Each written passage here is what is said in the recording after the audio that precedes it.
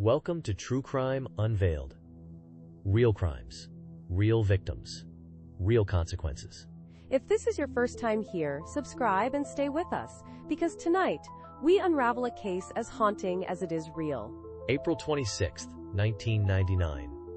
A seemingly ordinary Monday morning in Fulham, London. The sun was shining, birds were singing, and the world continued its usual rhythm, oblivious to the horror about to unfold. A calm before the storm. Indeed.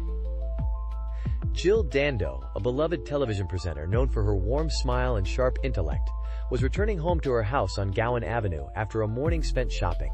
She was a household name, a familiar face in millions of homes across the UK. Exactly. As she reached her front doorstep, a figure emerged from the shadows.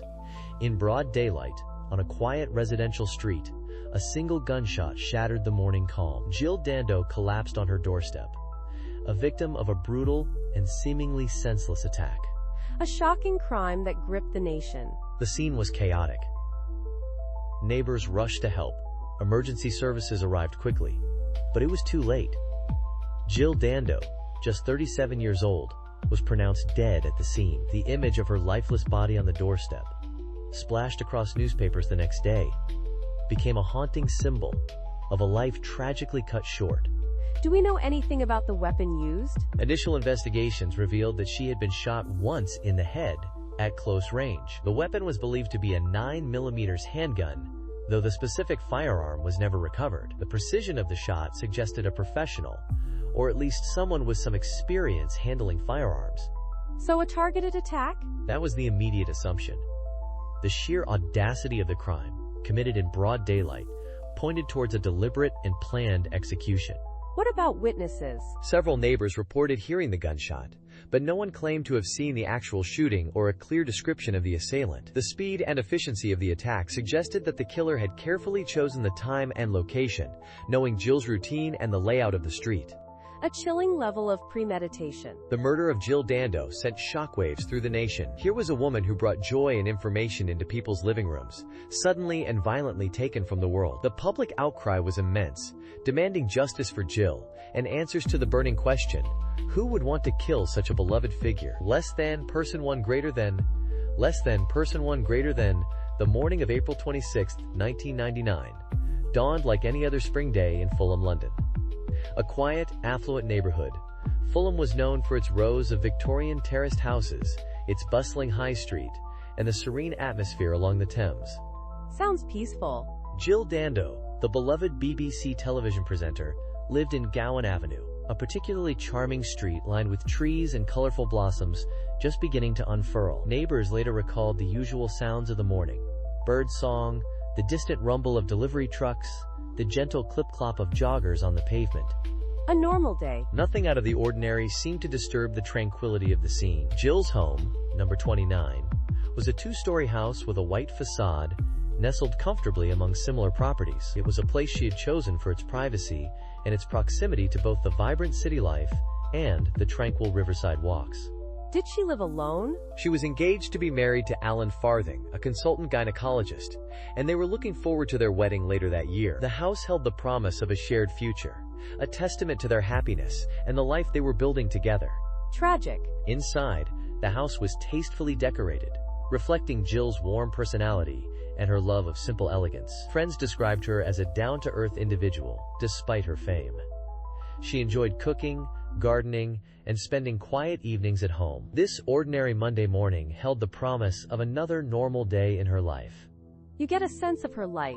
She had recently returned from a weekend trip and was likely looking forward to a busy week ahead, filled with work commitments and wedding preparations. She had no reason to suspect that this day would mark a brutal end to her life, and the beginning of a complex and enduring mystery that would captivate the nation. Such a contrast. The calmness of Gowan Avenue that morning stood in stark contrast to the horrific event that was about to unfold, forever shattering the peace of the neighborhood and the lives of those who knew and loved Jill Dando. Hard to imagine. The sense of normalcy, of life continuing as usual, only amplified the shock and disbelief when news of her murder broke, rippling through the community and beyond. It's always the quiet moments before. April 26, 1999.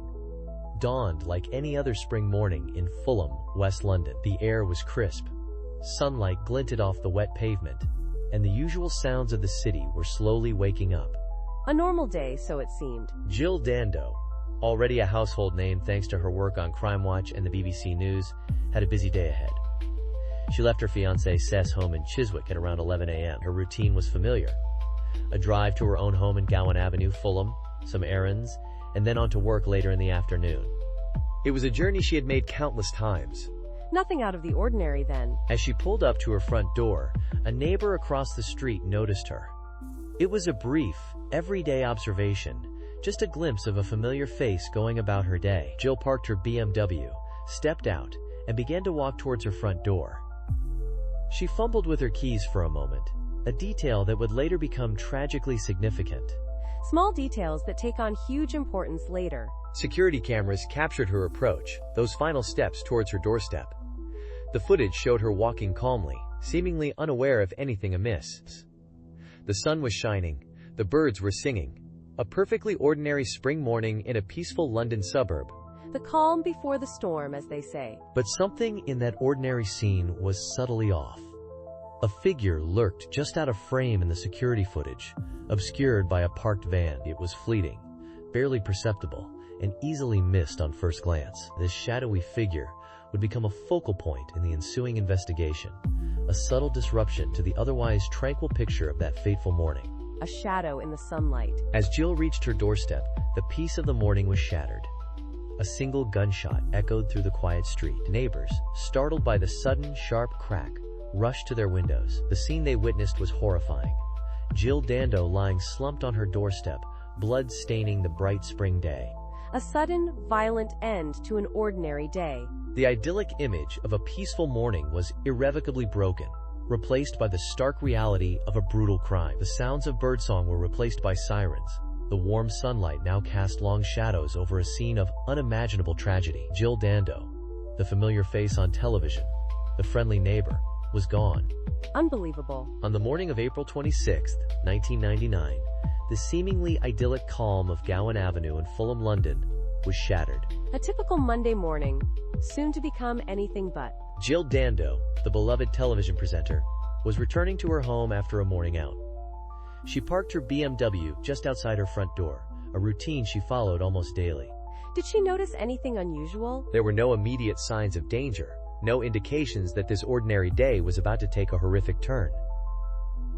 As she reached her doorstep, a figure approached.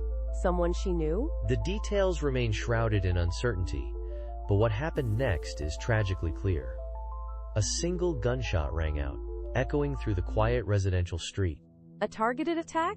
The shot, precise and fatal, struck Jill Dando in the head. The assailant, their identity masked by the suddenness of the attack, quickly fled the scene, leaving Jill slumped on her doorstep. Were there any witnesses? Neighbors, alerted by the gunshot, rushed to her aid, finding the popular presenter lying in a pool of blood. The emergency services were immediately contacted, but it was too late. A tragic loss. Jill Dando was pronounced dead at Charing Cross Hospital shortly afterward. The news of her murder sent shockwaves across the nation. How could such a prominent and well-loved figure be so brutally cut down in broad daylight? It's hard to believe. The suddenness and violence of the attack left the public reeling. The image of Jill Dando, a familiar face in millions of homes, now associated with a chilling unsolved murder, was a stark and unsettling contrast. A true mystery. Investigators quickly descended upon Gowan Avenue, meticulously combing the scene for clues. Every detail, no matter how small, was scrutinized. The search for the killer had begun. What were the early leads? The police were faced with a complex and perplexing case. The motive for the murder remained elusive. Was it a random act of violence, a targeted attack, or something more sinister? So many questions. The investigation would delve into every aspect of Jill Dando's life, exploring potential enemies, professional rivalries, and any possible connections to her work as a crime reporter. Less than person one greater than. The morning of April 26, 1999, started like any other spring day in Fulham, London, but within hours, the tranquility would be shattered. Jill Dando, a beloved television presenter, was shot dead on her doorstep. The suddenness and brutality of the act sent shockwaves through the nation.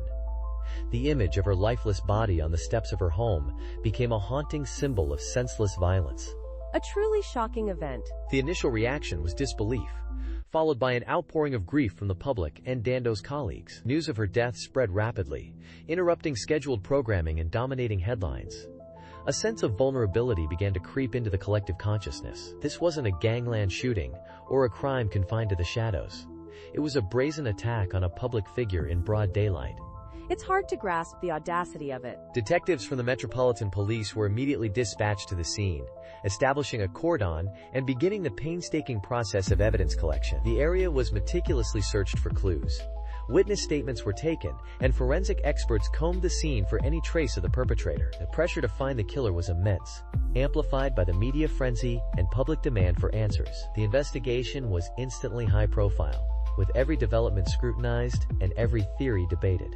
A massive undertaking. As the initial shock subsided, a pervasive sense of fear began to settle over Fulham. Residents, previously comfortable in their quiet neighborhood, now looked over their shoulders, questioning the safety of their streets. The attack on Jill Dando had shattered the illusion of security.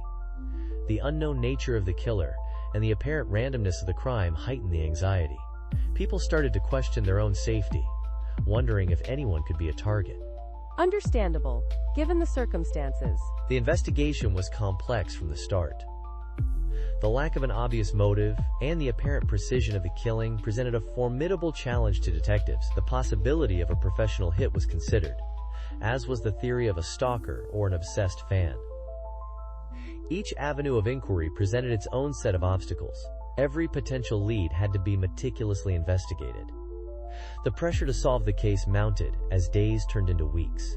A real puzzle for the investigators. The murder of Jill Dando marked a turning point. It became a symbol of lost innocence and a reminder of the lurking dangers that could penetrate even the most seemingly safe communities. The case dominated the news cycle for months. The lack of immediate answers only fueled speculation and deepened the sense of unease. The search for Jill Dando's killer would become one of the most high-profile and perplexing investigations in British criminal history. A tragedy that gripped the nation. Barry George, the man convicted of Jill Dando's murder, presented a perplexing profile. Outwardly, he appeared to be a loner, drifting through life with a history of petty offenses and an unusual fascination with celebrities. So not your typical violent offender profile? Precisely.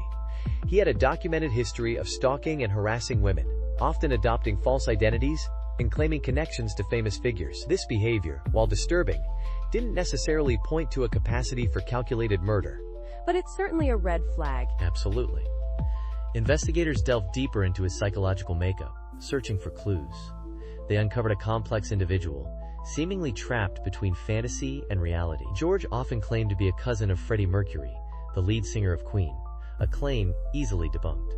A sign of a troubled mind, perhaps? It certainly suggested a disconnect from reality. Psychologists consulted on the case proposed that George might have suffered from a personality disorder, possibly fueled by a desire for recognition and a distorted sense of self-importance. So did they think he killed Jill Dando for attention? That was one theory. The act of murdering a high-profile figure like Jill Dando could be seen as a twisted way of achieving notoriety. It aligned with his pattern of seeking connection with celebrities, albeit in a tragically violent manner. A desperate attempt to insert himself into her world? Possibly. However, this theory didn't fully explain the meticulous nature of the crime. Dando was shot once, at close range, a style of execution suggesting a degree of planning and control not typically associated with impulsive acts driven by a desire for fame. So the motive remained unclear. Yes. The forensic evidence against George was largely circumstantial, relying heavily on a single microscopic particle of firearms residue found in his coat pocket. This raised questions about the reliability of such evidence and the possibility of contamination. A tiny piece of evidence holding immense weight. Indeed. The prosecution argued that this particle, along with his history of erratic behavior and proximity to the crime scene, placed him firmly in the frame. However, the defense maintained that George was simply an easy target, a vulnerable individual caught in the crosshairs of a high-profile investigation. A scapegoat, perhaps? That was their contention. They argued that the police, under immense pressure to solve the case quickly, focused their attention on George, overlooking other potential leads and interpretations of the evidence. So was he a fantasist who stumbled into a murder investigation, or a calculated killer hiding in plain sight? That remains the central question in the Jill Dando case. The contradictions in Barry George's character, the complexities of the forensic evidence, and the lingering doubts about the motive continue to fuel speculation and debate even today. Less than / person 1 greater than. Less than person 1 greater than. The investigation into Jill Dando's murder was sprawling and complex, involving hundreds of officers and thousands of leads. A massive undertaking. One of the early focuses was a man named Barry George who lived near Jill's home and had a history of stalking and minor offenses. He seemed like a strong suspect initially, right? He did, and he became a key figure in the investigation. However, the forensic evidence against him was ultimately deemed unreliable, and his conviction was later overturned. So back to square one. Essentially, the police then explored the possibility of a professional hit, perhaps linked to Jill's work on Crime Watch, where she often presented stories about dangerous criminals. A revenge killing? That was one theory.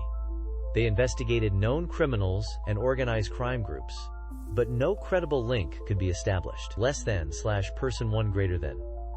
Less than person 1 greater than. Adding to the complexity of the case were a number of taunting communications received by the police and media. Like what kind of communications? Anonymous letters, phone calls, some claiming responsibility, others offering cryptic clues. Most were dismissed as hoaxes, the work of attention seekers exploiting the tragedy. Disturbing. Indeed. One particular lead that initially seemed promising involved a possible sighting of a blue Range Rover near Jill's home around the time of the murder. A witness? Yes. Several witnesses reported seeing a similar vehicle, and the police launched a large-scale search for the car and its driver. Less than / person 1 greater than. Less than person 1 greater than. This search dominated the investigation for a considerable period. They tracked down hundreds of blue Range Rovers, meticulously checking alibis and vehicle histories. A huge effort. It was. Ultimately, however, the lead went cold. None of the vehicles could be definitively linked to the crime scene, and the witness accounts varied in detail. So another dead end? Yes, it was a source of immense frustration for the investigators. Each potential breakthrough seemed to evaporate upon closer examination, leaving them with more questions than answers.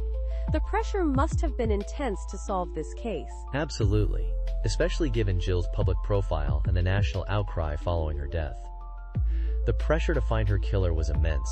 It's hard to imagine. The investigation continued, with the police meticulously reviewing existing evidence, re-interviewing witnesses, and exploring new forensic techniques. The case remained open, and the hope of finding Jill's killer, though fading, never completely disappeared. A long and difficult road. Indeed. And while there have been numerous theories and suspects over the years, the question of who killed Jill Dando remains a chilling, unsolved mystery. Less than / person 1 greater than. Less than person 1 greater than. The ripple effect of Jill Dando's murder extended far beyond the immediate circle of her family and friends. The entire nation mourned the loss of a beloved television personality, a familiar face who had entered their homes daily. It was a real shock. This sense of collective grief was compounded by the sheer brutality of the crime and the mystery surrounding it. The fact that such a public figure could be gunned down in broad daylight on her own doorstep created a climate of fear and unease. Absolutely. Nobody felt safe. People began to question their own safety, particularly those living in what were previously considered safe, affluent neighborhoods like Fulham. The perception of security was shattered. A real loss of innocence. For Jill's family, the grief was intensely personal and profound. Her fiancé, Jonathan Waddingham, spoke of the devastating impact of losing Jill so suddenly and violently. He described the immense void left in his life and the ongoing struggle to come to terms with her absence. Unimaginable. Her parents, Jack and Jean Dando, were left to grapple with the unbearable pain of losing their daughter. They spoke of their struggle to comprehend the senselessness of her murder and the difficulty of navigating life without her. Heartbreaking. The public nature of Jill's death also meant that their grief was constantly being replayed in the media, making it even harder to find any semblance of privacy or peace during such a difficult time. They were robbed of the chance to grieve privately. The community of Fulham, where Jill lived and died, also experienced a profound sense of shock and loss. Residents spoke of the fear that gripped the neighborhood following the murder. Many felt vulnerable and exposed, realizing that even in a seemingly safe environment, such a horrific act of violence could occur. It shattered their sense of security. The constant media presence and police activity in the area served as a constant reminder of the tragedy. The image of the crime scene, Jill's doorstep stained with her blood, became etched in the collective memory of the community. A haunting image. Floral tributes and messages of condolence left outside her home served as a poignant reminder of the life that had been so cruelly taken away. A symbol of both grief and remembrance. The investigation itself, with its numerous twists and turns, further added to the emotional toll on the community. Each new development, each new suspect, brought with it renewed hope for justice, followed by inevitable disappointment as leads went cold or proved fruitless. A roller coaster of emotions. The eventual arrest and conviction of Barry George brought some sense of closure, but for many, questions still lingered. The lack of a clear motive and the circumstantial nature of the evidence left some doubting his guilt, further compounding the unease and uncertainty surrounding the case. It's never truly over, is it? Even today, over 2 decades later, Jill Dando's murder continues to resonate, a chilling reminder of the fragility of life and the enduring impact of violent crime on individuals, families, and entire communities. A truly tragic story. The media frenzy surrounding Jill Dando's murder was relentless, a maelstrom of speculation and theories. The investigation, under immense pressure, seemed to be hitting dead ends. Every lead, every potential witness, seemed to evaporate into thin air. A real pressure cooker situation. Absolutely. Then, almost a year after the murder, a glimmer of hope. A seemingly insignificant detail resurfaced: CCTV footage from the day of the murder. It showed a man walking near Jill's home around the time of the shooting. So a potential witness? Initially, yes.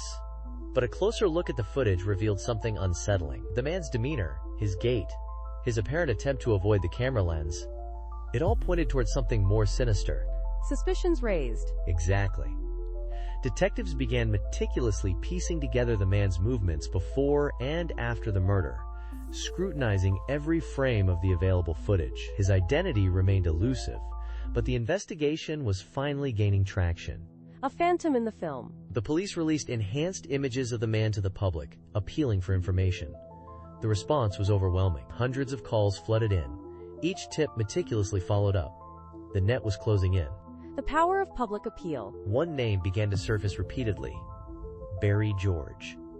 A local man with a history of minor offenses and a known fascination with celebrities. He lived near Jill Dando's home and had a documented history of stalking and harassing women. A disturbing pattern. Indeed.